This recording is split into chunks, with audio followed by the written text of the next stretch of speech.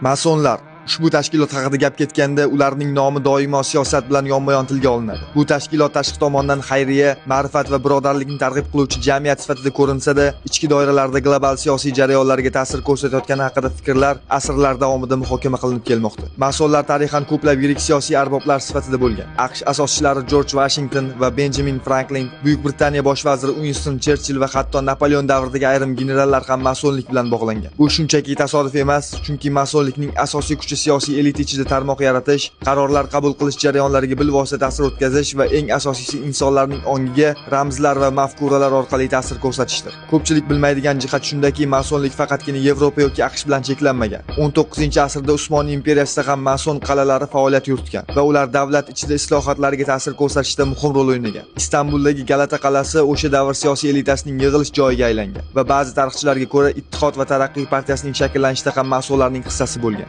Lotin Amerikasida ham mustaqillik harakatlarining ko'plab yetakchilari masonlar bo'lgan. Masalan, Simon Bolivar yoki Jose de San Martin kabi inqilobchilar masonlikdan ilhom olib mustamlakachilikka qarshi kurashgan. Bugungi zamonga kelsak, masonlar haqida turli fitna nazariyalar keng tarqalgan. Ayrim manbalarda xalqaro moliya institutlari, markaziy banklar va hatto BMTdagi ayrim qarorlar masonlik bilan bog'lanadi. Hamma narsani ko'ruvchi ko'z ramzi nafaqat masonlar, balki AQSh dollaridagi mashhur belgiga aylangani bejiz emas. Bu ramz odamlarning ongiga kuzatuv va nazorat g'oyasini singdiruvchi siyosiy qurol sifatida ham talqin qilinadi. Masonlikning siyosiy ta'siri ko'pincha yashirin lobbichilik orqali amalga oshadi. Katta davlat kontraktlari, xalqaro bitimlar va hatto urushlar fonida ham mason doiralari borligi haqida mishmishlar doim uchraydi. Ko'pchilik bilmaydigan yana bir jihat, Sovet ittifoqida rasmiy ravishda masonlik taqiqlangan bo'lsa-da, 1980-yillarda ayrim ziyolilar va partiya elitalari yashirin ravishda mason doiralariga qo'shilganlikda gumon qilingan. Ba'zi tadqiqotchilar SSR parchalangandan keyin paydo bo'lgan yangi biznes elitalar orasida masonlik ramzlaridan foydalanilganligi qayd etiladi. Shu sababli bugungi kunda ham masonlar haqida gap ketganda,